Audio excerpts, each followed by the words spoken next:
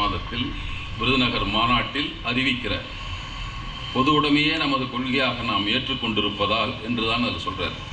விருதுநகர் மாநாட்டு ஆகஸ்ட் மாதம் நடக்கிறது. அதற்கு நிறைய காரணம், அதை கூட பின்னால் சொல்லுவோம்.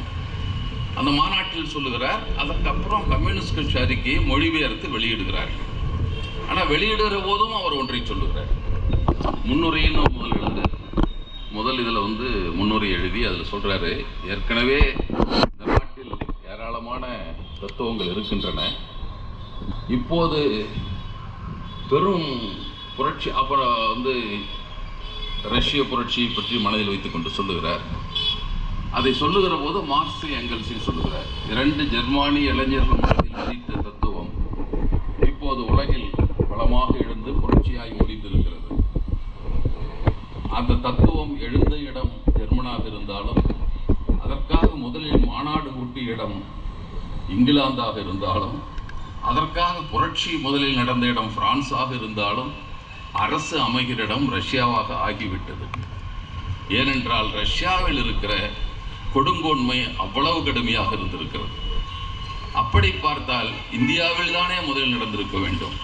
இங்கு இருக்கிற உழைக்கும் மக்களை மிக கொடுமைப்படுத்துவது இங்கே தானே அதிகமாக இருக்குது. இங்கெல்லவா வந்திருக்க வேண்டும் என்றால், அதற்கு வெளிநாடுகளைப் போல, ஐரோப்பிய நாடுகளைப் போல முதலாளி தொழிலாளி என்பது மட்டுமில்லை, இங்கு மேல் ஜாதி கீழ் ஜாதி என்ற ஒன்றையும் ஆக்கி வைத்திருக்கிறார். அதற்கு காரணமாக விதி என்ற ஒன்றையும் சொல்லி வைத்திருக்கிறார்கள். எனவே நம்மால் அதை செய்ய முடியாமல் போயிடுச்சு. ஆனாலும் அதுவும் கூட அதில் சொல்லுவார், இங்கு உயர் ஜாதி கீழ் ஜாதி என்கிற ஒன்று கூடுதலாகவும் முதன்மையாகவும் இருக்கிறது என்று அந்த சொல்லை அவர் பயன்படுத்துவார். ஒரு பிரதான முரண்பாடு என்பதை பொருள் கொண்டு சொன்னாரோ தெரியாது, நமக்கு இருக்கிறது. ஆனால் இந்த மொழிபெயர்ப்பில் நான் அந்த ஜெர்மானிய சிந்தனையாளர்களின் சிந்தனையை அப்படியே உங்களுக்கு கொடுக்க முயற்சிக்கிறோம் என்று சொல்லி தான் மொழிபெயர்த்து வெளியிடுகிறார். சரி, ஒன்று அது.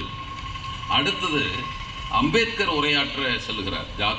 ஜாதி ஒழிப்பு சங்கம், அந்த சங்கத்தில் அவர் உரையாற்ற போகிறார். அது சில காரணங்களால் நிறுத்தப்படுகிறது, மறுத்து விடுகிறார்கள். உங்களுக்கு கொடுக்க முடியாது, நீ மதத்தையே ஒழிச்சிடுவ என்பதை போல. ஏன்னா நான் பேசுகிறது தான் இந்த மாநாட்டில் தான் இந்துவாக இருந்து நான் பேசுகிற கடைசி மாநாடாக இருக்கும் என்று எழுதுறாரு. அதற்கு முன்னாலே தீர்மானம் போட்டு விட்டார். 35ல் 36ல் எழுதுறாரு. அவன் மாநாட்டே நிறுத்திட்டான். ஐயோ, இதை பேசினா பிரச்சனை ஆகிப்போட தெரியாமல் நான் கூட்டம் போட்டுருக்கு நிறுத்திட்டான். அதனுடைய படி ஒன்றை பெரியாருக்கும் அனுப்பி வைக்கிறார். அந்த உரையை, தயாரிக்கப்பட்ட உரையை பெரியாருக்கும் அனுப்புகிறார் அம்பேத்கர். ஆனால் 2 பேரும் சந்தித்து கொள்ளவில்லை. அதனால் சொல்லாதீங்க. பெரியாரும் அம்பேத்கரும் 1940 தான் முதல் முறையாக சந்திக்கிறார்கள். சந்திக்காமலே உங்களுக்கு நட்பு இருந்திருக்கிறது, உறவு இருந்திருக்கிறது. அனுப்புகிறாரு. உடனே பெரியார் ஒரு கடிதம், இதை நான் தமிழில் வெளியிடலாமா? தாராளமாக வெளியிடுங்க. உடனே பெரியார் மொழிபெயர்த்து ஜாதியை ஒழிக்கும் வழி, இப்போ 40 பதிப்புக்கு மேலே வந்துருச்சு. திராவிடர் கழகம் போட்டுக்கொண்டே இருக்கிறார்கள். அந்த உரை இப்போ ஜலித் முரசு வெளியிட்டு இருக்கிறார்கள். பல ஏடுகள் அது வந்திருக்கு. இன்னொன்று, கிறிஸ்துவ மதத்தினுடைய கொடுமைகளை பற்றி ஒரு கிறிஸ்துவ பிஷப் எழுதுகிறார், ஜீன் மெஸ்லியர்னு ஒருத்தர். அவர் என்ன எழுதுறாரோ, நான் செத்த பின்னால் அதை வெளியிடுங்கன்னு எழுதுறாரு. அவர் உயிரோட தான் நம்ம அப்பயே கொண்டு விடுவான், எரிச்சிடுவானுங்க. அதனால் அந்த கிறிஸ்தவ மதத்தின் கொடுமைகளை, அதனுடைய தவறுகளை எல்லாம் சுட்டி காட்டி அது 3 தொகுதியாக பெரியார் மொழிபெயர்த்து வெளியிட்டார். ஜீன் மெஸ்லியரின் மரண சாசனம் என்றதற்கு பெயர். அதை தமிழில் மொழிபெயர்த்தார். இங்கர்சாலது மொழிபெயர்த்தார். பெர்ட்ரண்ட் ரசலுடைய கட்டுரைகளை மொழிபெயர்த்து போட்டார். எங்கெல்ஸுடைய பொது உடைமை தத்துவம் என்பதை மொழிபெயர்த்து போட்டார். லெனினும் மதமும் என்பதை மொழிபெயர்த்து போட்டார். மொழிபெயர்த்து நம்முடைய மக்களுக்கு எல்லாவற்றையும் கொண்டு அந்த காலத்தில் நினைத்திருக்கிறார்கள். இவருக்குள்ள ஆங்கில அறிவு பற்றி நமக்கு தெரியாது எவ்வளவு இருக்குன்னு.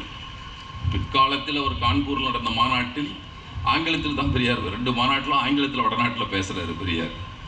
அந்த மாநாட்டுகளில் மொழிபெயர்த்துட்டு இருக்காங்க. மொழிபெயர்க்க பிடிக்காமல் விடுப்பா, நான் ஆங்கிலத்திலே நான் பேசுகிறேன், நீ இங்கிலீஷில் தப்பாக மொழிபெயர்க்கிறேன்ட்டு இவர் ஆரம்பிச்சிட்டார் பெரியார். ஆனாலும் கூட அதை நம் மக்களுக்கு அந்த சிந்தனையை சேர்க்க வேண்டும். அதெல்லாம் குடியரசு வெளியீடாக தான் இத்தனையும் வந்திருக்கு. இந்த புத்தருக்கு எல்லாமே நிறைய அந்த கடவுளிங் பல நூல்களை ஆங்கிலத்திலிருந்து மொழிபெயர்த்து தமிழில் கொடுக்கிறார்கள். குடியரசு அந்த வேலையை செஞ்சுக்கிட்டே இருக்கு, ஒரே நேரத்தில் செய்து கொண்டிருக்கிறது. திருப்பி ஆரம்பிச்சு சரி சரி. அது வந்து இந்த சமதர்ம அறிக்கை என்பதை சொன்னேன். இவருடைய தத்துவம்